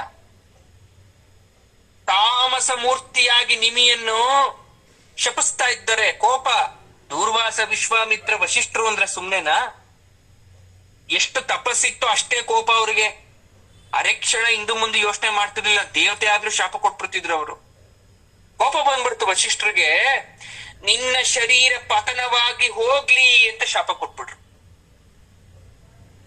ಯಾಕಂದ್ರೆ ನನ್ ಕರ್ಸ್ ಪೂಜೆ ಮಾಡಿಸ್ತಿಲ್ವಲ್ಲ ನೀನು. ನಿದ್ರೆಯಿಂದಿದ್ದ ನಿಮಿ ವಶಿಷ್ಠರ ಆಲೋಚನಾ ರಹಿತವಾದ ಕೋಪಕ್ಕೆ ಬಾಧೆ ಪಡ್ತಾನೆ. ಅಂದ್ರೆ ಇಂದು ಮುಂದೆ ಯೋಚನೆ ಮಾಡದೆ ನೀವು ನಂಗೆ ಶಾಪ ಕೊಟ್ಬಿಟ್ರಲ್ಲ. ಬ್ರಾಹ್ಮಣರು ಪುರೋಹಿತರಾಗಿದ್ರು ಕೂಡ ಧನಾಶೆಯಿಂದ ಇಂದ್ರನ್ ಯಾಗಕ್ಕೆ ಹೋದವ್ರು ಯಾರು? ನನ್ನ ಯಾಗವನ್ನ ನಿಲ್ಸ್ಬೇಕಂತ ನಾನು ಯಾವತ್ತೂ ಕೇಳಿರ್ಲಿಲ್ಲ. ನಾನ್ ಬೇರೆಯವ್ರನ್ನ ಕರ್ಕೊಂಬಂದ್ ಮಾಡಿಸ್ದೆ. ನಿರ್ದೋಷಿಯಾದ ನನ್ನನ್ನ ಶಪಿಸಿದ್ದೀರಾ ಅಲ್ವಾ? ನಾನು ಶಾಪ ಕೊಡ್ತಾ ಇದ್ದೀನಿ. ನನ್ನಲ್ಲಿ ಸತ್ಯ ಅನ್ನೋದಿದ್ರೆ ನಾನು ಶಾಪ ಕೊಡ್ತೀನಿ ನಿಮ್ಗೆ. ನೀವು ಕೂಡ ಶರೀರ ಪತನವಾಗಿ ದ್ವಿಜನ್ವಿಯಾಗಿ ಹುಟ್ಟಿ ಅಂತ ಶಾಪ ಕೊಟ್ಬಿಟ್ಟ. ನೋಡಿ ಏನಾಯ್ತಿಲ್ಲಿ, ಒಬ್ಬರಿಗೊಬ್ರು ಶಾಪ ಕೊಟ್ಕೊಂಡ್ಬಿಟ್ರು, ಶಪಿಸ್ಕೊಂಡ್ರು. ಬ್ರಹ್ಮ ಮಾನಸ ಪುತ್ರನಾದಂತಹ ವಶಿಷ್ಠರು ತಾನು ಯಾವುದೇ ಸ್ತ್ರೀ ಗರ್ಭವಾಸಿಯಾಗಿರ್ಬಾರ್ದು. ಯಾಕಂದ್ರೆ ನಾನು ಪುನರ್ಜನ್ಮ ಎತ್ತಿ ಯಾವುದಾದ್ರೂ ಒಂದು ಸ್ತ್ರೀ ಗರ್ಭದಲ್ಲಿ, ನವಯೋನಿಗಳಲ್ಲಿ, ನವಮಾಸದಲ್ಲಿ ಎಲ್ಲ ರೀತಿಯಾದಂತಹ ಕಲ್ಮಶದಿಂದ ಕೂಡಿ ಆ ಸ್ತ್ರೀ ಹೊಟ್ಟೆಯಿಂದ ಹುಟ್ಟಲಾರೆ ಅಂತ ವೇದನೆಯನ್ನ ಪಡ್ತಾರೆ, ಬೇಡ್ಕೊಂತಾರೆ ಬ್ರಹ್ಮನನ್ನ. ಬೇಡ ಬ್ರಹ್ಮ, ನನ್ಗೆ ಈ ಜನ್ಮ ಬೇಡ, ನನ್ಗೆ ಮರು ಜನ್ಮ ಬರೋದಾದ್ರೆ ಬೇರೆ ತರ ಕೊಡು. ದಯೆಯಿಂದ ವರುಣಾಲಯಕ್ಕೆ ಹೋಗಿ ಮಿತ್ರಾವರುಣರ ದೇಹದಲ್ಲಿ ಇವರಿಬ್ರು ಸೂರ್ಯನಿಗೆ ಪ್ರತಿಬಿಂಬಳಾಗಿ ದ್ವಾದಶಾದಿತ್ಯರಾಗ್ತಾರೆ. ಯಾವತ್ತು ಸಮಯ ಕೂಡಿ ಬಂದಾಗ ದ್ವಿಜನ್ಮ ಬರ್ತದೋ ಅವತ್ತು ಹುಟ್ಟ್ಯಾ ಅಂತ ಹೇಳ್ತಾರೆ. ಆ ವಿಧವಾಗಿ ವಶಿಷ್ಠರು ಮಿತ್ರಾವರುಣರ ದೇಹದಲ್ಲಿ ತೇಜೋ ರೂಪದಲ್ಲಿ ಅಡ್ಕೊಂಡ್ ಕೂತಿರ್ತಾರೆ. ಅಂದ್ರೆ ಮಿತ್ರಾವರುಣ ಸೂರ್ಯನ ದ್ವಾದಶಾದಿತ್ಯರಲ್ಲಿ ಒಬ್ರು, ಅವ್ರ ದೇಹದಲ್ಲಿ ಕೂತಿರ್ತಾರೆ. ಒಂದು ದಿನ ಏನಾಗುತ್ತೆ, ದೇವತೆಗಳ ಆಸ್ಥಾನದಲ್ಲಿ ನೃತ್ಯ ಮಾಡ್ತಕ್ಕಂತ ಊರ್ವಶಿ ಬರ್ತಾಳೆ ವರುಣಾಲಯಕ್ಕೆ ಬರ್ತಾಳೆ. ಮಿತ್ರಾವರುಣರಿಬ್ರು ಕೂಡ, ಮಿತ್ರ ಪ್ಲಸ್ ವರುಣ, ಅವರಿಬ್ರು ಕೂಡ ಆಕೆ ಸೌಂದರ್ಯವನ್ನ ಕಂಡು ಬೆರಗಾಗ್ತಾರೆ, ಮೋಹಿಸ್ತಾರೆ. ಅವರಿಗೆ ವೀರ್ಯಸ್ಖಲನವಾಗುತ್ತೆ. ಮುಚ್ಚಳವಿಲ್ಲದ ಒಂದು ಮಡಿಕೆಯಲ್ಲಿ ಆ ವೀರ್ಯ ಬಿದ್ದೋಗುತ್ತೆ. ಆಗ ಕುಂಭ ಸಂಭವನಾಗಿ ಹುಟ್ಟಿದವನೇ ಅಗಸ್ತ್ಯ ಅಗಸ್ತ್ಯ ಮಹರ್ಷಿ. ಗೊತ್ತಾಯ್ತಾ? ಒಂದು ಕಥೆಯಲ್ಲಿ ನಮಗೆ ಬೇರೆ ಮತ್ತೊಂದು ಉಪಕಥೆಯಾಗಿ ಅಗಸ್ತ್ಯ ಮಹಾಮುನಿಯ ಜನ್ಮ ರಹಸ್ಯ ಗೊತ್ತಾಯ್ತು. ವಸಿಷ್ಠರ ದ್ವಿಜನ್ಮವೇ ಅಗಸ್ತ್ಯರು. ಆ ಮಡಿಕೆಯಿಂದ ಪ್ರಥಮನಾಗಿ ಹುಟ್ಟಿದಾಗ್ಲೇ ಜ್ಞಾನರೂಪಿ ಆಗೋಯ್ತು, ಅವನಿಗೆ ಜ್ಞಾನೋದಯ ಆಗೋಯ್ತು. ತಪಸ್ ಮಾಡ್ಬೇಕು ಅಂತ ಅರಣ್ಯಕ್ಕೆ ಹೊರಟ್ಬಿಟ್ರು. ಕುಬ್ಜನಾಗಿರ್ತಾನೆ, ಯಾಕಂದ್ರೆ ಮಡಕೆಯಲ್ಲಿ ಹುಟ್ಟಿರೋದ್ರಿಂದ ಕುಬ್ಜ, ಬಹಳ ಕುಳ್ಳುಗಿರ್ತಾರೆ ಅಗಸ್ತ್ಯ ಮಹಾಮುನಿ. ಅದಕ್ಕೆ ಅಗಸ್ತ್ಯನಿಗೆ ಕುಂಭ ಸಂಭವ ಅಂತ ಕೂಡ ಕರೀತಾರೆ. ವಿಂಧ್ಯ ಪರ್ವತದ ಗರ್ವವನ್ನ ಅಣಗಿಸಿತ್ತು. ಏನೋ ಅದು ವಶಿಷ್ಠ ನಮ್ಮ ಅಗಸ್ತ್ಯರನ್ನ ಆಡ್ಕೊಳ್ಳುತ್ತೆ ವಿಂಧ್ಯ ಪರ್ವತ ಅವರ ದೇಹವನ್ನ ನೋಡಿ. ಆಗ ಪರ್ವತದ ಒಂದು ಅಹಂಕಾರವನ್ನ ದಮನ ಮಾಡಿದ್ಕೆ ಅಂತ ಹೆಸರು ಬಂದಿತ್ತು. ಮತ್ತೆ ಅದು ಇನ್ನು ಎರಡನೇ ವೀರ್ಯ ಕಣ ಮತ್ತೆ ವಶಿಷ್ಠರಾಗಿ ಜನ್ಮ ತಾಳ್ತಾರೆ. ಅವ್ರ ಮೂಲ ಹುಟ್ಟಬೇಕು. ಇದು ಇನ್ನೊಂದು, ವಶಿಷ್ಠರು ದ್ವಿಜನ್ಮ ಆಗ್ಬೇಕಿತ್ತು, ಎರಡನೇ ಜನ್ಮ ಆಯ್ತದು. ಮತ್ತು ಮೂಲ ವಶಿಷ್ಠರ ಬೇಕಲ್ಲ, ಆ ವಶಿಷ್ಠರಾಗಿ ಜನ್ಮಿಸ್ತಾರೆ. ಅವರೇ ಇಕ್ಷ್ವಾಕು ವಂಶಕ್ಕೆ ಪುರೋಹಿತನಾಗಿ ಹೊರಟು ಹೋಗ್ಬಿಡ್ತಾರೆ. ಮತ್ತೆ ಅವರು ವಶಿಷ್ಠರ ಶಾಪ ಕಾರಣಕ್ಕಾಗಿ ಪ್ರಾಣ ಬಿಟ್ಟ ನಿಮಿಯ ಶರೀರ ಈಗೇನಾಯ್ತು? ಯಾಗಕ್ಕೆ ಬಂದಿದ ಋಷಿಗಳೆಲ್ಲ ಬಾಧೆ ಪಡ್ತಾರೆ. ನಿಮಿ ನಿರ್ದೋಷಿ, ಅವನನ್ನು ಕಾಪಾಡ್ಬೇಕು ಅಂತ ಅನ್ಕೊಂತಾರೆ ಎಲ್ರೂ ಕೂಡ. ಆಗ್ಲೇ ಅಲ್ಲೇ ಉತ್ಕ್ರಾಂತಿ ಅಂದ್ರೆ ಮರಣ ಚಮತ್ಕಾರವನ್ನ ತೋರ್ಸ್ಬಿಡ್ತಾರೆ. ನೋಡಿ, ಯಾಕೆ ದೇವರಿಗಿಂತ ಗುರು ದೊಡ್ಡವರು ಅಂತ ಕರೆಯೋದು ಅಂದ್ರೆ ಹೋಗಿರೋ ಪ್ರಾಣನ ಬರ್ಸ್ತಿದ್ರು. ಈ ಚಮತ್ಕಾರ ತೋರಿಸಿದ್ರು ಮಹರ್ಷಿಗಳು. ಪ್ರಾಣ ಹೋದ್ರು ನಿಮಿಯ ದೇಹ ಹಾಳಾಗಬಾರದು ಅಂತ ತಮ್ಮ ತಪೋಬಲದಿಂದ ನಿಮಿಯ ಪ್ರಾಣವನ್ನ, ಶರೀರವನ್ನ ಕಾಪಾಡಿದ್ರು. ನಿಮಿಯ ಸೂಕ್ಷ್ಮ ರೂಪ ಜಗನ್ಮಾತೆಯ ಪಾದವನ್ನ ಬೇಡ್ತಾ ಇದ್ದ. ನಿಮಿ ಜಗನ್ಮಾತೆಯನ್ನ ಬೇಡ್ತಾನೆ ಸೂಕ್ಷ್ಮ ರೂಪದಲ್ಲಿ. ಅವನ್ ಹೋಗಿದೆ, ಒಳಗಡೆ ಎಲ್ಲೋ ಒಂದ್ ಸ್ವಲ್ಪ ಜೀವ ಇದೆ, ಜಗನ್ಮಾತೆಯನ್ನ ಪ್ರಾರ್ಥನೆ ಮಾಡ್ತಾನೆ ನಿಮಿ.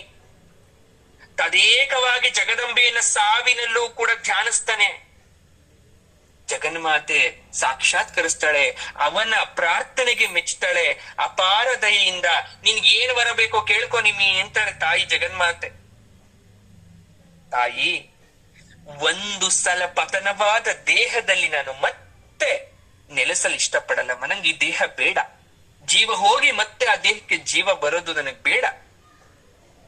ಹಾಗಾಗಿ ನನ್ನ ಇಚ್ಛೆ ಏನ್ ಗೊತ್ತಾ? ವಾಯು ರೂಪದಲ್ಲೇ ಸರ್ವ ಮಾನವ ಕೋಟಿಯ ರೆಪ್ಪೆಗಳಲ್ಲಿ ಜೀವಿಸ್ತಕ್ಕಂತ ಅನುಗ್ರಹ ನನಗೆ ಮಾಡ್ಕೊಡು. ವಾಯು ರೂಪದಲ್ಲಿ ಸರ್ವಗ್ರಹ ಜೀವ ರಾಶಿಗಳ ರೆಪ್ಪೆಯಲ್ಲಿ ನಾನು ಬದುಕ್ಬೇಕು, ಸೂಕ್ಷ್ಮ ಪ್ರಾಣನಾಗಿ. ಎಂತ ವರ! ಅಂಬೆ ವರಪ್ರಸಾದಿಸ್ತದ್ಲು. ತಥಾಸ್ತು ತಥಾಸ್ತು. ಉನ್ಮೇಷ ಅಂದ್ರೆ ಈಗ ಅರ್ಥ ಆಗ್ತಾ ಇದೆ ನಿಮಗೆ. ಕಣ್ಣು ರೆಪ್ಪೆಗಳಲ್ಲಿ ಅತಿ ಸೂಕ್ಷ್ಮವಾದ ವಾಯು ರೂಪದಲ್ಲಿ ನಿಂತು ಹೋದವನೇ ನಿಮಿ. ಆ ವಾಯುವಿನ ಚಲನೆ ಉಂಟಾದಾಗೆಲ್ಲ ಕಣ್ರೆಪ್ಪೆ ಮುಚ್ಚುತ್ತೀವಿ, ತೆರಿತೀವಿ. ಇಷ್ಟು ದಿನ ಎಷ್ಟು ಜನ ಗೊತ್ತಿತ್ತು ಯಾಕೆ ನನ್ ಕಣ್ರೆಪ್ಪೆ ಬಡ್ಕೊಂತಾ ಇದೆ ಅಂತ ಹೇಳಿ ನೋಡೋಣ. This is the reason. ಇದು ನಿಜವಾದ ಕಾರಣ ನಮ್ಮ ಕಣ್ಣು ರೆಪ್ಪೆ ಬಡಿಲಿಕ್ಕೆ. ಆ ಕಣ್ಣು ರೆಪ್ಪೆ ಬಡಿತಾ ಇರೋದು ನಮ್ಮ ಕಣ್ಣಲ್ಲಿ ಯಾರಿದ್ದಾರೆ? ನಿಮಿ ಇದ್ದಾನೆ. ಅದಕ್ಕೆ ನಾವು ಕಣ್ಣನ್ನ ಮುಚ್ಚಿ ಮುಚ್ಚಿ ಮುಚ್ಚಿ ಕೆಲವು ಸೆಕೆಂಡ್ಗಳ ಕಾಲ ಬಡಿತಾ ಇರ್ತೀವಿ. ಅದಕ್ಕೆ ನಿಮಿಯವರ ಕಾರಣವಾಗಿ ಕಣ್ರೆಪ್ಪೆ ಮುಚ್ಚಿ ಬಿಡ್ತಾ ಇದ್ದೀವಿ. ಆದ್ರೆ ಮೀನುಗಳಿಗೆ ಅದಿಲ್ಲ. ಮೀನುಗಳ ಕಣ್ರೆಪ್ಪೆ ಇಲ್ಲ. ಕಣ್ಣು ರೆಪ್ಪೆಗಳಿರುವ ಪ್ರಾಣಿಗಳೆಲ್ಲ ನಿಮೇಷ ಅಂತ ಕರಿತೀವಿ. ಅದು ನಿಮಿಯಿಂದ ನಿಮೇಷ ಹುಟ್ಕೊಂತು. ನಿಮೇಷ ಇಸ್ ನಥಿಂಗ್ ಬಟ್ ಕಾಲ, ಟೈಮ್ ಅಥವಾ ಸೆಕೆಂಡ್ ಅಂತ ಕರಿತೀವಿ. ಫ್ರಾಕ್ಷನ್ ಆಫ್ ಸೆಕೆಂಡ್ ಅಂತ ಕರಿತೀವಿ. Example, ಕಾಷ್ಟ means 18. ಕಾಷ್ಟ ಅಂದ್ರೆ 18. 18 ಸಲ ರೆಪ್ಪೆ ಆಡಿಸ್ತಕ್ಕಂಥ ಕಾಲಕ್ಕೆ ಕಾಷ್ಟ ಅಂತ ಕರಿತೀವಿ. ಶ್ವಾಸ ಅನ್ನೋದು ಗಾಳಿ. ಕಣ್ಣು ರೆಪ್ಪೆಯಾಟಕ್ಕೂ ಇರೋ ಸಂಬಂಧ ಕಾಲದ ಒಂದು ಗಣನೆ ಆಯ್ತು. ಆ ಸೂಕ್ಷ್ಮ ವಾಯುವಿನ ಚಲನೆ ನಿಮಿ ಆಯ್ತು. ನಿಮಿ ಇಸ್ ನಥಿಂಗ್ ಬಟ್ ನಿಮಿಷ, ಮಿನಿಟ್ ಅಂತ ಕರಿತೀವಿ.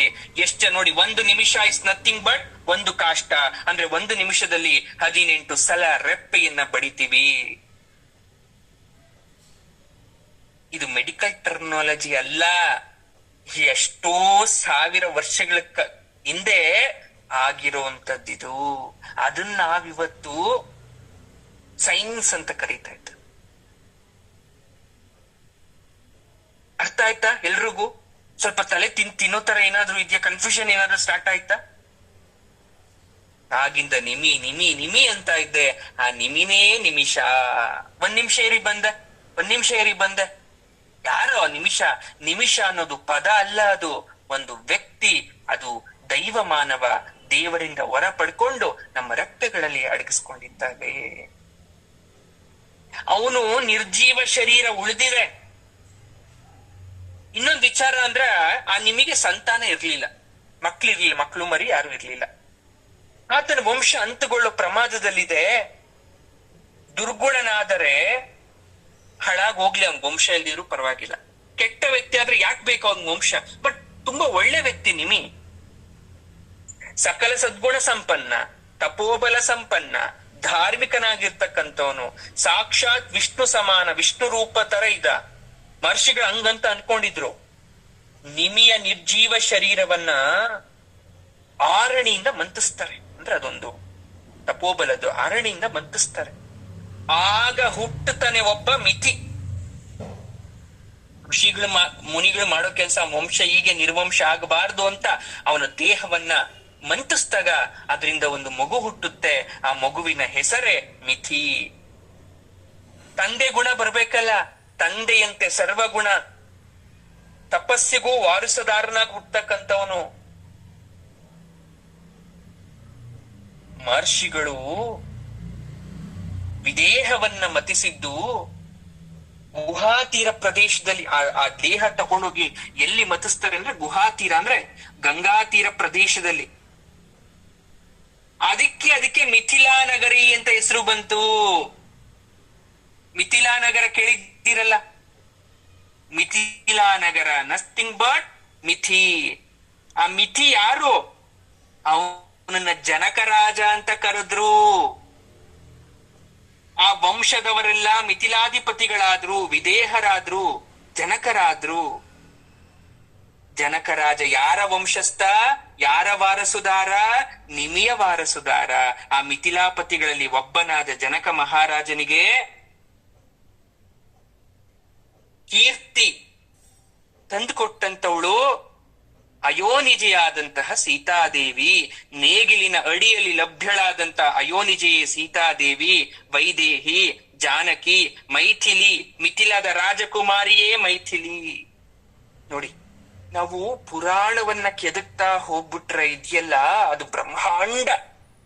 ಅದು ಒಂದ್ರಿಂದ ಹೋಗ್ತಾ ಇರುತ್ತೆ. ಅಂದ್ರೆ ಅದು ಗಂಟೆ ಸಾಲಲ್ಲ, ದಿನ ಸಾಲಲ್ಲ, ವರ್ಷ ಸಾಲಲ್ಲ. ಸೀತೆಗ್ ಬಂದ್ಬಿಟ್ವಿ ನಾವು ಶುರು ಮಾಡಿದ್ ಎಲ್ಲೋ. ಯಾಕೆ ಕಣ್ಣು ತಾಯಿಯನ್ನ ನಿಮಿಷೋತ್ಪನ್ನೆ ಅಥವಾ 1 ನಿಮಿಷದಲ್ಲಿ ಯಾಕೆ ಕಣ್ರಪ್ಪೆ ಮುಚ್ಚಿ ಕಣ್ರಪ್ಪೆ ಬಿಡೋದು, ಅಲ್ಲಿ ಶುರು ಮಾಡಿದವ್ರು ಇಲ್ಲಿಗ್ ಬಂದ್ವಿ. ಸೀತೆ ಹುಟ್ಟಾಯ್ತು. ಶ್ರೀವಿದ್ಯಾ ಸ್ವರೂಪಿಣಿ ಜಗನ್ಮಾತೆ, ಪತಿವ್ರತಾ ಶಿರೋಮಣಿ, ರಾಮಾಯಣ ಮಹಾಕಾವ್ಯಕ್ಕೆ ಕಥಾನಾಯಕಿ, ಶಿವ ತಪೋಬಲ ಸಂಪನ್ನೆ, ಚಿರಕಾಲ ಜೀವಿ, ರಾವಣಾಸುರನ ವಧೆಗೆ ಲೋಕ ಕಲ್ಯಾಣಕ್ಕೆ ಕಾರಣೀಭೂತಳಾಗಿರ್ತಕ್ಕಂಥ ಶಕ್ತಿ ಸ್ವರೂಪಿಣಿ ಸೀತಾಮಾತೆ. ನಿಮಿಯ ವಂಶಾಕುರದ ಚರಿತ್ರೆ ಅಷ್ಟು ಮಹಾದ್ಭುತ. ಎಲ್ಲಿಯ ನಿಮಿ, ಎಲ್ಲಿಯ ವೈದೇಹಿ? ಯೋಚನೆ ಮಾಡಿ. ನಿಮಿ ಯಾರು, ವೈದೇಹಿ ಯಾರು?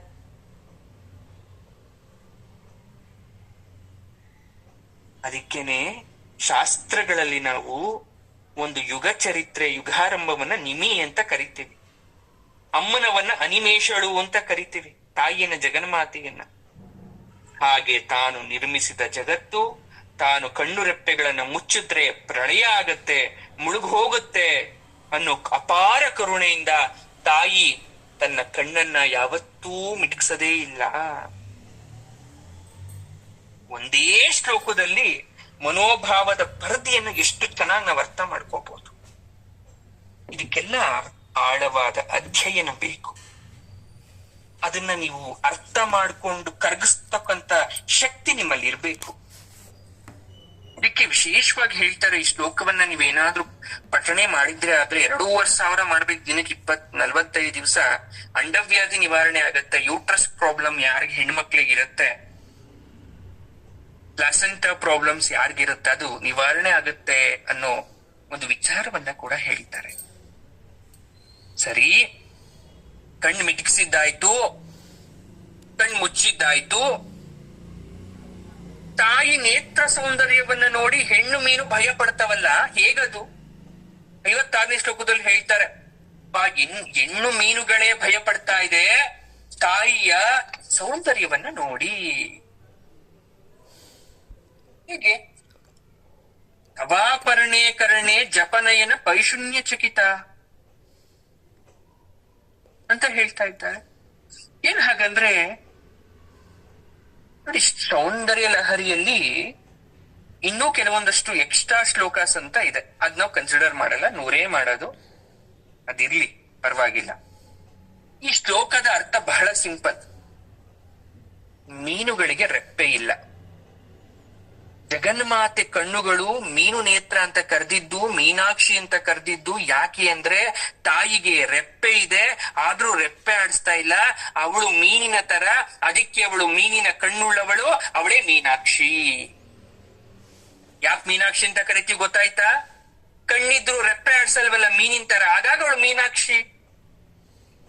ಮೀನುಗಳಂತೆ ಡೊಂಕಾದ ವಿಶಾಲ ನೇತ್ರ ಇದೆ ತಾಯಿಗೆ. ಆ ತಾಯಿ ರೆಪ್ಪೆ ಮಿಟಿಕ್ಸ್ತದೆ ಇರೋ ಗುಣವನ್ನ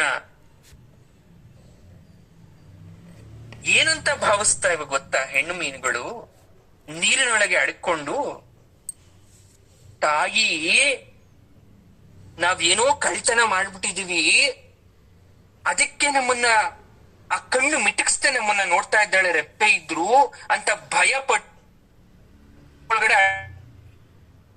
ಮೀನಿನ ಸಂಭಾಷಣೆ ಇದು. ಈ ತರ ಬರೀತಾರೆ ಶಂಕರಾಚಾರ್ಯರು. ಮೀನುಗಳು ನದಿಗಳಲ್ಲಿವೆ, ಈಜಾಡ್ತಾ ಹಾಗೆ ಜಗನ್ಮಾತೆ ಕಣ್ಣು ಕಾಣಿಸ್ಬಿಟ್ರೆ ಭಯ ಆಗಿ ಎಲ್ಲೋ ಅಡ್ಕೊಂಡ್ಬಿಡ್ತಾವಂತೆ. ತಾಯಿ ಕಣ್ರುಪ್ಪೆ ಮುಟುಕ್ಸ್ತಾ ಇಲ್ಲ, ಕೋಪ ಮಾಡ್ಕೊಂಡ್ಬಿಟ್ಟಿದ್ರೆ ನಾವೇನೋ ತಪ್ಪು ಮಾಡಿದ್ದೀವಿ ಅಂತ.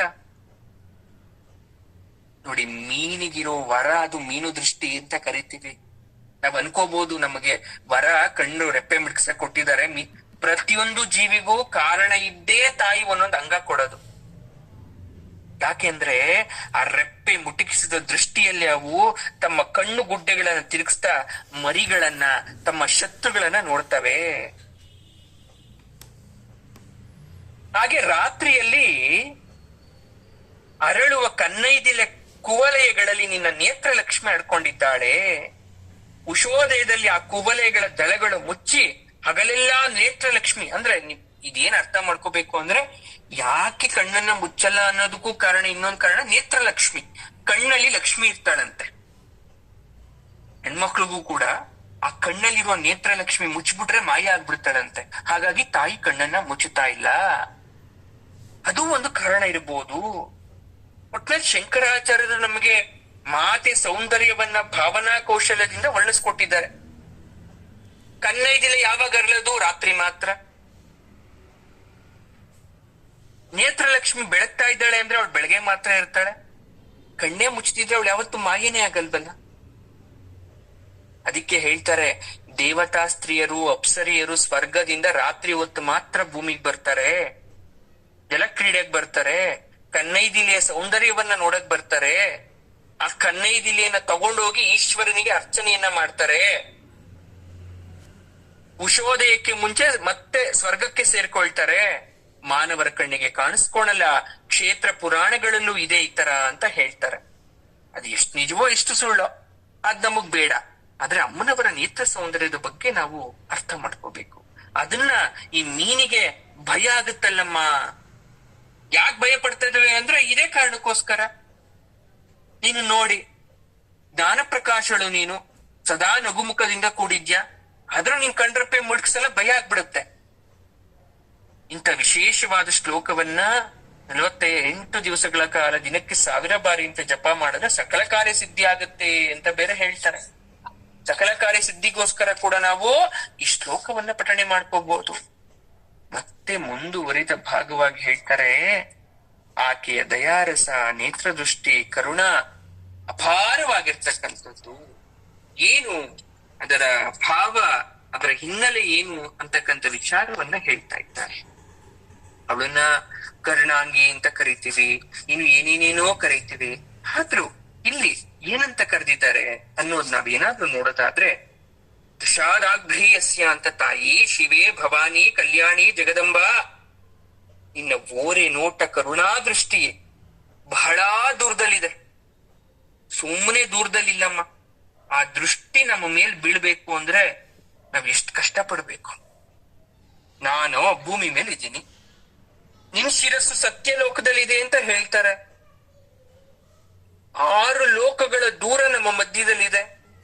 ನಾವ್ ಕಣ್ಣೆತ್ ನೋಡಿದ್ರೆ ಆಕಾಶ ಕಾಣಿಸ್ಬೋದು, ವಿಮಾನದಲ್ಲಿ ಆಕಾಶದ ಮೇಲೆ ಹೋಗ್ಬೋದು. ಸತ್ಯಲೋಕ ಮುಟ್ಟಕ್ 6 ಲೋಕ ದಾಟ್ ಹೋಗ್ಬೇಕು. ನೀನ್ 6 ಲೋಕದ ಆಚೆ ಇದ್ಯಾ ಅಂದ್ರೆ ಅಲ್ಲಿಂದ ನಿನ್ ಓರೆ ಕಣ್ಣಿನ ದೃಷ್ಟಿ ನನ್ ಮೇಲ್ ಬೀಳ್ಬೇಕು ಅಂದ್ರೆ ಸಾಧ್ಯನಾ? ನಿನ್ ಪಾದ ಭೂಮಿ ಮೇಲಿದೆ.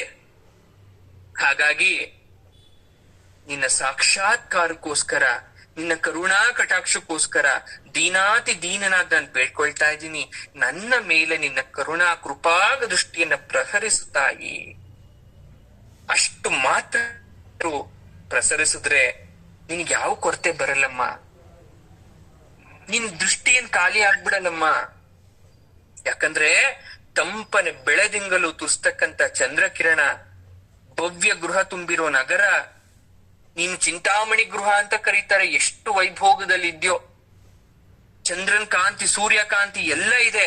ಸ್ವಲ್ಪ ನನ್ ಮೇಲೆ ಹರಿಸಿದ್ರೆ ನನ್ನ ಜನ್ಮ ಧನ್ಯವಾಗುತ್ತೆ ಅಂತ ಜಗದ್ಗುರುಗಳು ಹೇಳ್ತಾ ಇದ್ದಾರೆ. ಇರುವ ಲಕ್ಷ ಜೀವಕೋಟಿ ರಾಶಿಗಳ ಮೇಲೂ ನೀನ್ ಕಣ್ಬಿದ್ರು ಪ್ರಸರಿಸಿದ್ರು ಕೂಡ ಖಾಲಿ ಆಗ್ದಿರೋಷ್ಟು, ಯಾವ ತರ ಸಮುದ್ರ ಇಂಗಲ್ವೋ ಆ ತರ ನೀನ್ ಎಷ್ಟು ವರ ಕೊಟ್ರು ಇಂಗಲ್ಲವ. ಕೋಟಿ ಕೋಟಿ ನಮಸ್ಕಾರ ತಾಯಿ ಜಗನ್ಮಾತಾ, ನಮಸ್ಕಾರ ನಿನಗೆ. ಪರಿಶುಭ್ರಳು ನೀನು. ಅದಕ್ಕೆ ಸರ್ವೇಂದ್ರಿಯಾಣಾಂ ನೈನಂ ಪ್ರಧಾನಂ ಅಂತ ಹೇಳದ್ ನಾನು. ಪಶು ಪಕ್ಷಿ ಮೃಗ ಎಲ್ಲಕ್ಕೂ ಕಣ್ಣಿದೆ, ಕಣ್ಣೋಟ ಇದೆ, ಕಣ್ರೆಪ್ಪೆ ಇದೆ, ಏನೇನೋ ಇದೆ. ಆದ್ರೆ ಕಣ್ಣಲ್ಲಿ ಭಾವನೆ ವ್ಯಕ್ತಪಡಿಸಕ್ ಬರೋದು ಮನುಷ್ಯರಿಗೆ ಮಾತ್ರ. ಗಂಗೆ, ಯಮುನೆ, ಶೋಣ ಪವಿತ್ರತೆ ನಮ್ನೆಲ್ಲ ಹೋಗಿ ನಾವು ಮುಳುಗ್ ಬರ್ತೀವಲ್ವಾ, ನಮ್ಮ ಹೊರ ದೇಹವನ್ನ ಶುದ್ಧಿ ಮಾಡಬಹುದು. ಆದ್ರೆ ಹೃದಯನ ಶುದ್ಧಿ ಮಾಡಿಸ್ತಕ್ಕಂಥದ್ದು ತಾಯಿಯ ಕರುಣಾ ದೃಷ್ಟಿ. ಅದನ್ನೇ ಅವರು ಒಂದೊಂದು ಶ್ಲೋಕದಲ್ಲಿ ತಾಯಿಯ ಒಂದೊಂದು ಗುಣಗಳನ್ನ ಅವರು ಅಷ್ಟು ಚೆನ್ನಾಗಿ ಹೇಳಿರೋದು, ಅಷ್ಟು ಚೆನ್ನಾಗಿ ಹೇಳಿರೋದು. ನಿಜವಾಗ್ಲೂ ಅಮ್ಮನವರ ಶಿರಸ್ಸು, ಕಂಠ, ಪಾದದ ತನಕ ನಾವು ತಿಳ್ಕೊಂತ ಇದೀವಲ್ವ, ನಮ್ಮಷ್ಟು ಪುಣ್ಯವಂತರು ಯಾರು ಇಲ್ಲ ಜಗತ್ತಲ್ಲಿ. We are truly blessed. ಯಾವತ್ತೂ ನೋಡೋ ದೃಷ್ಟಿ ಬದಲಾಗ್ಬೇಕು ಅಂತ ನಾನು ಯಾಕೆ ಹೇಳ್ತಾ ಇರ್ತೀನಿ ಅಂದ್ರೆ, ನೋಡೋ ದೃಷ್ಟಿ ಜಗತ್ತಲ್ಲಿ ಬದಲಾಗ್ಬಾರ್ದು, ನನ್ನೊಳಗ್ ಬದಲಾಗ್ಬೇಕು. ನನ್ನಲ್ಲಿ ಬದಲಾದ್ರೆ ಜಗತ್ತೇ ಬದಲಾದಾಗೆ. ತಾಯಿ ಕರುಣಾ ದೃಷ್ಟಿ ಒಂದೊಂದೊಂದೊಂದ್ ತರ ಇದೆ ಅಂತ ನಾನು ಇಷ್ಟೊತ್ತು ಹೇಳ್ದೆ. ಎಷ್ಟು ಮಟ್ಟಿಗೆ ಅದನ್ನ ನಾವು ನಮ್ಮಲ್ಲಿ ಅಳವಡಿಸ್ಕೊಳ್ತೀವಿ ಹಾಗಾದ್ರೆ?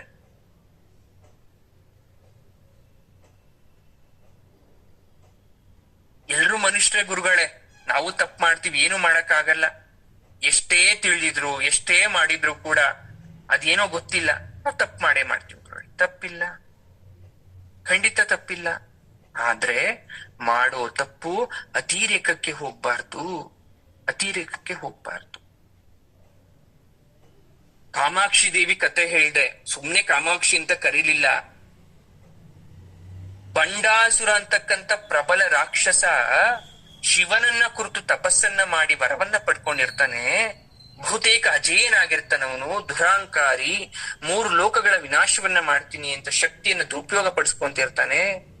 ಅವನು ದೌರ್ಜನ್ಯವನ್ನ ಸಹಿಸಲಾಗದಂತ ದೇವತೆಗಳು ತ್ರಿಮೂರ್ತಿಗಳ ಹತ್ರ ಹೋದಾಗ ಅವನನ್ನ ಸಾಯಿಸ್ಬೇಕು ಅಂದ್ರೆ ಶಕ್ತಿಯಾದ ಮಹಾಶಕ್ತಿ ಆದಿಪರಾಶಕ್ತಿ ಸಹಾಯವನ್ನ ಕೇಳಬೇಕು. ಅವಳೇ ಅವಳೇ ಇವನ್ನೆಲ್ಲ ಸಾಯಿಸ್ತಕ್ಕಂಥದ್ದು. ಆದಿಶಕ್ತಿಗೆ ಮಾತ್ರ ಸಾಧ್ಯ. ಆಗ ಪಾರ್ವತಿ ದೇವಿ ಹತ್ರ ಹೋಗ್ತಾರೆ. ಪಾರ್ವತಿ, ನೀನು ಹೇಗಾದ್ರೂ ಮಾಡಿ ಆ ರಾಕ್ಷಸರನ್ನ ಸದೆ ಬಡಿಬೇಕು ಅಂದಾಗ ತಾಯಿ ಕಾಮಾಕ್ಷಿ ಅಮ್ಮನ ರೂಪವನ್ನ ತಾಳ್ತಾಳೆ. ಆಮೇಲೆ ಕಾಮಾಕ್ಷಿ ದೇವಿಗೂ ಬಂಡಾಸುರನ ಯುದ್ಧ ಆಗತ್ತೆ. ಅದು ನಮ್ಮ ದುರ್ಗಾ ಸಪ್ತಶತಿಯಲ್ಲಿ ಬರುತ್ತೆ, ಬಂಡಾಸುರ ವಧೋಯುದ್ಧ. ಆ ಕಾಮಾಕ್ಷಿ ಮತ್ತು ಬಂಡಾಸುರ ನಡುವೆ ಭೀಕರ ಸುದೀರ್ಘ ಯುದ್ಧ ಆಗಿ ಶಕ್ತಿ ಪರಾಕ್ರಮಗಳನ್ನ ತೋರಿಸಿ ಅವನನ್ನ ಸಾಯಿಸಿ ಶಾಂತಿನ ಮರುಸ್ಥಾಪನೆ ಕೊಡ್ತಾಳೆ. ಸರಿ, ರಾಕ್ಷಸರನ್ನ ಸಂಹಾರ ಮಾಡಿದ್ದಾಯ್ತು, ಗುರುಗಳ ಎಲ್ಲ ಅದೇ ಅಲ್ವಾ ಮಾಡೋದು. ಆ ಕಾಮಾಕ್ಷಿ ದೇವಿ ಸಂಹಾರ ಮಾಡಿದ್ಮೇಲೆ ಗರ್ಭಗುಡಿಗೆ ಹೋಗಿ ಕುತ್ಕೊಂತಾಳೆ ತಾಯಿ. ಆದ್ರೆ ರೌದ್ರ ರೂಪದಲ್ಲಿ, ಕೋಪ ಹಂಗೆ ಇರುತ್ತೆ, ಹೋಗಿ ಕುತ್ಕೊಂತಾಳೆ ತಾಯಿ. ಆ ಗರ್ಭಗುಡಿಗೆ ಪ್ರವೇಶ ಮಾಡ್ತಾರೆ. ನಿಲ್ಲಕ್ಕೆ ಒಂದೇ ಒಂದು ಸೆಕೆಂಡ್ ಆಗಲ್ಲ. ಗರ್ಭಗುಡಿ ಕೊತ ಕೊತ ಅಂತ ಕುದಿಯುವಷ್ಟು ಶಾಖ ತುಂಬ್ಕೊಂಡ್ಬಿಟ್ಟಿದೆ, ಬಿಸಿ ತುಂಬಿಕೊಂಡಿದೆ. ಆಗ ಶಾಂತ ಮಾಡಕ್ಕೋಸ್ಕರ ಆದಿಶಂಕರಾಚಾರ್ಯರು ಬಂದು ಹಾಡ್ ಹೇಳಿ ಹೊಗಳಿ ಸಮಾಧಾನವನ್ನ ಮಾಡ್ತಾರೆ ಅಂತಕ್ಕಂಥ ಹಿನ್ನೆಲೆ ಕೂಡ ಇದೆ. ನಂತರ ದೇವಿ ಕಾಂಚೀಪುರಮಗ್ ಬಂದು ಕಾಂಚೀಪುರದಲ್ಲಿ ನಿಲ್ಲಿಸ್ತಾಳೆ. ಹಾಗಾಗಿ ಅವಳನ್ನ ಕಾಮಾಕ್ಷಿ ಅಮ್ಮನ್ ಅಂತ ಕರೀತಾರೆ ಅಂತ ಹೇಳ್ತಾರೆ. ಹಾಗಾಗಿ ಕಾಂಚೀಪುರ ಅವಳಿಗೆ ಸಮರ್ಪಿತವಾಗಿದ್ದು ಅಂತ ನಾವು ಕಂಚಿ ಕಾಮಾಕ್ಷಿ ಅಂತ ನೀವು ಏನು ಹೋಗ್ತೀರಾ, ಅದು ತಾಯಿ ಶಾಂತ ರೂಪದಲ್ಲಿ ಅಲ್ಲಿಗೆ ವಲಸೆ ಬಂದಿತ್ತು. ಮೂಲತಃ ಆಕೆ ಬೇರೆ ಗುಡಿಯಲ್ಲಿದ್ಲು, ಅದೆಲ್ಲಿ ಅಂತ ಕೇಳಬೇಡಿ. ಕಂಚಿಯಲ್ಲಿ ಕಾಮಾಕ್ಷಿಯಾಗಿ ಅಲ್ಲಿ ಶಿವನ ಮಣ್ಣಿನ ವಿಗ್ರಹವನ್ನ ರಚಿಸಿ ಶಿವನನ್ನ ಪೂಜಿಸ್ತಾ ಕನ್ಯಾ ರೂಪದಲ್ಲಿ ಕೂತ್ಕೊಂತಾಳೆ ತಾಯಿ ಕಾಮಾಕ್ಷಿಯಾಗಿ, ಕನ್ಯಾ ರೂಪದಲ್ಲಿ. ಆಮೇಲೆ ಶಿವ ಏನ್ ಮಾಡ್ತಾನೆ, ಪಾರ್ವತಿನ ಪರೀಕ್ಷೆ ಮಾಡಬೇಕು ಅಂತ ಕಂಬಾ ನದಿಯಾಗಿ ಅವತರಿಸ್ತಾನೆ. ದೊಡ್ಡ ದೊಡ್ಡ ಅಲೆಗಳು, ಮಣ್ಣಿನ ವಿಗ್ರಹ ನಾಶ ಮಾಡಬೇಕು ಅಂತ ಅನ್ಕೊಂತಾನೆ. ಆದ್ರೆ ತಾಯಿ ಎಷ್ಟೇ ದೊಡ್ಡ ಅಲೆ ಬಂದ್ರೂ ವಿಗ್ರಹವನ್ನ ಕೊಚ್ಚಿ ಹೋಗ್ಲಿಕ್ಕೆ ಬಿಡ್ಲಿಲ್ಲ. ತನ್ನ ಕೈಗಳಿಂದ ಹಿಡ್ಕೊಂತಾಳೆ. ಆ ಕಾಮಾಕ್ಷ ಕರುಣಾಮಯಿ ರೂಪವನ್ನ ಕಂಡಂತಹ ಶಿವ ಸಂತೋಷದಿಂದ ಮದುವೆ ಆಗ್ತಾನೆ. ನೋಡಿ, ಶಿವ ದೇವಾಲಯ ಕೂಡ ಇದೆ ಕಂಚಿಲಿ. ಶ್ರೀ ಕಾಮಾಕ್ಷಿ ಅಮ್ಮನ್ ದೇವಾಲಯ ಮಾತ್ರ ಇಲ್ಲ, 8 ಶಕ್ತಿ ದೇವತೆಗಳು ಆ ಕಾಮಾಕ್ಷಿ ದೇವಸ್ಥಾನವನ್ನ ಸುತ್ತುವರೆದಿದೆ ಅಂತ ಹೇಳ್ತಾರೆ. ಮುಖ್ಯ ಗರ್ಭಗುಡಿಯನ್ನ ನಾವ್ ಏನಂತ ಕರಿತೀವಿ, ಯಾವ್ದು ಕಂಚಿ ಎಲ್ಲ ಮಾಡ್ಕೊಳ್ಳಿ, ಕಂಚಿಗೆ ಯಾರಾದ್ರೂ ಹೋಗಿರ್ತೀರಾ. ಆ ಕಾಮಾಕ್ಷಿ ದೇವಿಯ ಮುಖ್ಯ ಗರ್ಭಗುಡಿಯನ್ನ ಗಾಯತ್ರಿ ಮಂಟಪ ಅಂತ ಕರೀತಾರೆ. ಅಲ್ಲಿ ಅವಳು ಕಮಲವನ್ನ ಹೋಲ್ತಕ್ಕಂಥ ಪದ್ಮಾಸನ ಭಂಗಿಯಲ್ಲಿ ತಾಯಿ ಕೂತ್ಕೊಂಡಿದ್ದಾಳೆ. ಅದನ್ನ ಪಂಚಬ್ರಹ್ಮಾಸನ ಅಂತ ಕರೆಯೋದು ನಾವು. 4 ತೋಳು, ಕಬ್ಬಿನ ಬಿಲ್ಲು, ಕಮಲ ಇಟ್ಕೊಂಡಿದ್ದು, ಪಾಶ ಅಂಕುಶವನ್ನ ಇಟ್ಕೊಂಡಿದ್ದಾರೆ. ಹಣೆ ಮೇಲೆ ಚಂದ್ರ ಪೆರೈ ಅಂತ ಕರೀತಾರೆ, ಅಂದ್ರೆ ಚಂದ್ರನಂತಿದೆ ಹಣೆ ಮೇಲೆ. ಒಂದು ಗಿಳಿ ಇಟ್ಕೊಂಡಿದ್ದಾಳೆ ತಾಯಿ.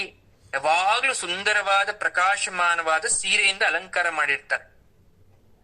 ಆ ವಿಗ್ರಹದ ಮುಂಭಾಗದಲ್ಲಿ ಏನಿದೆ, ಯೋನಿ ಆಕಾರದ ಕೆತ್ತನೆ, ಅದೇನದು ಶ್ರೀಚಕ್ರ.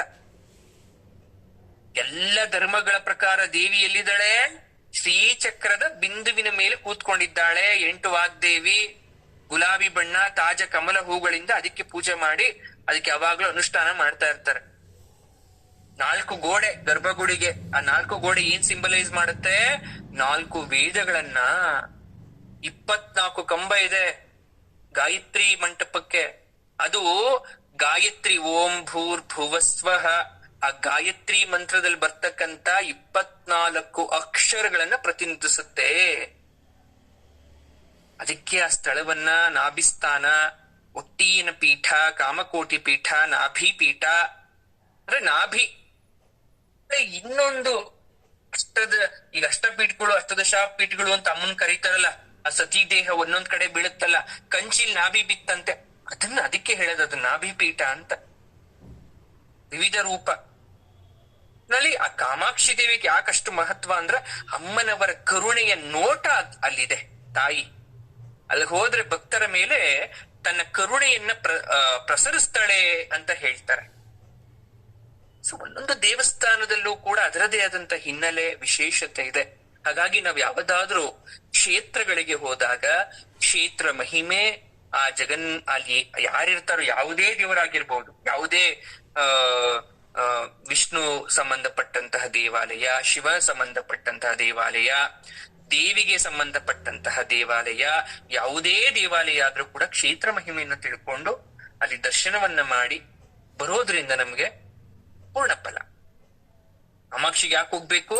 ಅಮ್ಮನವರ ಕರುಣಾ ರಸ, ಆಕೆಯ ದೃಷ್ಟಿ ನಮ್ಮ ಮೇಲೆ ಬೀಳಕ್ಕೋಸ್ಕರ ಹೋಗ್ಬೇಕು. ಇದು ವಿಶೇಷವಾಗಿ ವರ್ಣಿಸ್ತಿರ್ತಕ್ಕಂಥದ್ದು. ಇನ್ನು ಮುಂದುವರಿದ ಭಾಗವಾಗಿ ತಾಯಿಯ ಕಪೋಲವನ್ನ ವರ್ಣನೆ ಮಾಡ್ತಾರೆ, ಕೆನ್ನೆ ವರ್ಣನೆ ಮಾಡ್ತಾರೆ. ಅದು ಹೇಗೆ, ಅದು ನಾಳಿನ ತರಗತಿಯಲ್ಲಿ ತಿಳ್ಕೊಳ್ಳೋಣ. ಸರ್ವಂ ಶ್ರೀದೇವಿ ಪಾದಾರ್ಪಣಮಸ್ತು ಅಂತ ಹೇಳ್ತಾ ನಾವು ಮುಗಿಸೋಣ. ಧನ್ಯವಾದ.